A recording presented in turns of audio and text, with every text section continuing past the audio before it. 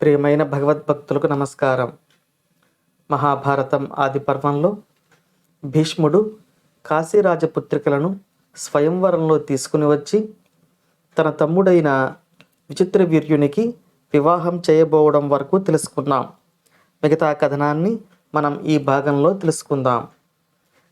కాశీరాజపుత్రికలు అంబ, అంబిక, అంబాలికలను తీసుకుని వచ్చి విచిత్రవీర్యునితో భీష్ముడు వివాహం చేయబోగా ఆ ముగ్గురిలో పెద్దదైన అంబ ఈ విధంగా పలికింది: సాల్వరాజు నన్ను వరించటం చేత మా తండ్రి ఇంతకు పూర్వమే ఆ రాజుకు మాట ఇచ్చాడు.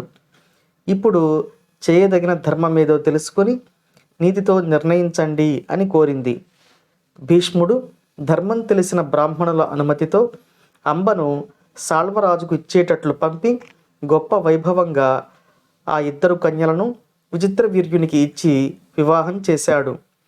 విచిత్రవీర్యుడు విషయాభిలాషతో రాజ్య నిర్వహణ భారాన్ని గురించి ఆలోచించటంలో ఆసక్తి లేనివాడై కాశీరాజు కుమార్తెలు ఇద్దరితో క్రీడిస్తూ చిక్కి శల్యమై స్వర్గస్థుడయ్యాడు.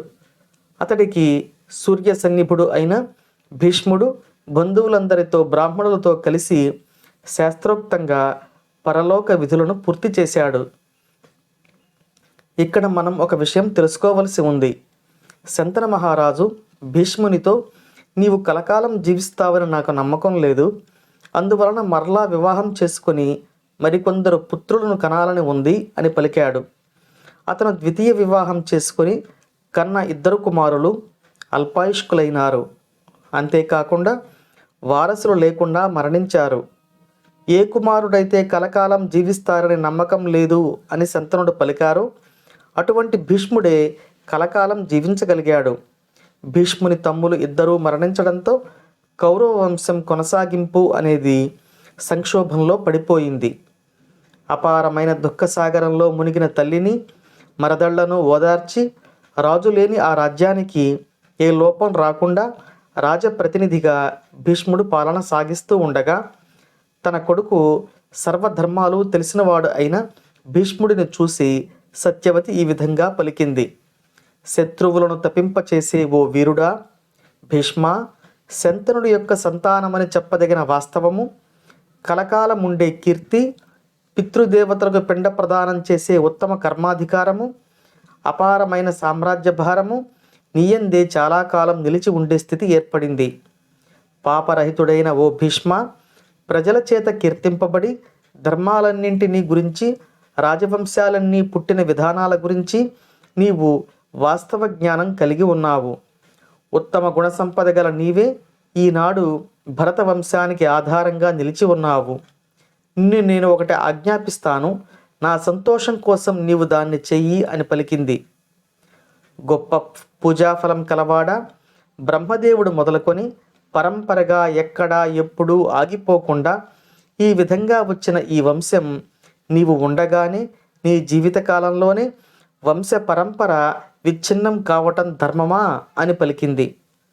సత్యవతి మాటలు వినిన భీష్ముడు ఈ విధంగా పలికాడు: మీరు ఈ విధంగా ఆజ్ఞాపించటం ఉచితం కాదు. ఆనాడు నేను చేసిన ప్రతిజ్ఞను, నేను చేపట్టిన బ్రహ్మచర్య వ్రతాన్ని వమ్ము చేయడానికి నేను అవివేకిని కాదు. చంద్రుడు చల్లదనాన్ని, సూర్యుడు అత్యంత ప్రకాశాన్ని, అగ్ని వేడిమిని విడిచిపెట్టినప్పటికీ నేను మాత్రం ఈ ఉత్తమ వ్రతాన్ని విడిచిపెట్టను. భూమి మొదలైన మత్స్య మహాభూతాలు, గంధం మొదలైన సహజ గుణాలను ఏ విధంగా విడవవో అట్లే నేను కూడా తండ్రి గారి ప్రయోజనం కొరకు మీకు ఇవ్వవలసిన కన్యాశుల్కం నిమిత్తం జనులందరి ముందు నేను చేసిన ప్రతిజ్ఞ విడువను. అలాగే మీరు చెప్పినట్లు నాకు తెలియని ధర్మాలు లేవు. శంతనుడి సంతానం అవిచ్ఛిన్నంగా సాగుతూ ఉండేటట్లుగా క్షత్రియ ధర్మాన్ని ఒకదానిని చెబుతాను. నేను చెప్పిన దానిని ధర్మ ప్రయోజనాన్ని తెలిసిన నిపుణులైన పురోహితులు సమస్త బ్రాహ్మణ శ్రేష్ఠులతో ఆలోచించి చేయవలసింది అని పలికాడు.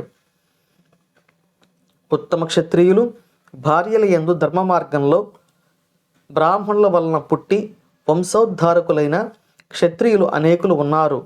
కావున మనోనిగ్రహం కలవాడు, లోక పావనుడు, ధర్మమూర్తి అయిన ఒక బ్రాహ్మణుడిని పొందగలగాలి.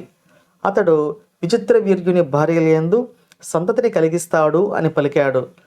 ఆ విధంగా ఆయన భీష్ముడి మాటలకు సత్యవతి సంతోషపడి పూర్వం తాను కన్యగా ఉన్నప్పుడు పరాశర మహర్షి తనను కోరటం, ఆ ముని వరం వలన తన కన్యత్వం దోషం లేకుండా ఉండటం, అతడి దయ వలన యమునా నదిలోని ద్వీపంలో వ్యాసుడు తనకు పుట్టడం, తనకెప్పుడైనా అవసరమైతే వెంటనే తనను తలంచుకోమని చెప్పి అతడు తపోవనానికి పోవడం భీష్మునికి చెప్పింది. వ్యాసుడు తన తపస్సు అనే అగ్నితో పాపాలు అనే కట్టెలను కాల్చివేసిన తేజస్వి, సమస్త ధర్మాలను తెలిసినవాడు, ఎల్లప్పుడూ సత్యం మాట్లాడేవాడు. నా ఆజ్ఞ చేతను నీ అంగీకారం వలన నీ తమ్ముని భార్యల యందు సంతానాన్ని పొందుతాడు అని అన్నది సత్యవతి. భీష్ముడు ఆ మహర్షి ప్రశంస విని చేతులు జోడించి వ్యాసుడు ఉన్న దిక్కుకు తిరిగి మ్రొక్కి, పూర్వం లోకాలను సృష్టించిన బ్రహ్మదేవునికి ఉన్న సామర్థ్యం కలిగిన ఈ వేదవ్యాసుడే ఈ కురువంశాన్ని నిలపాలి, ఇది అందరికీ అంగీకారమే అని అనగా సత్యవతి కురువంశాన్ని ఉద్ధరించటం కొరకు వేదవ్యాసుడిని మనసులో తలచుకుంది. మిగతా కథనాన్ని మనం తర్వాతి భాగంలో తెలుసుకుందాం. ఓం నమో భగవతే వాసుదేవాయ.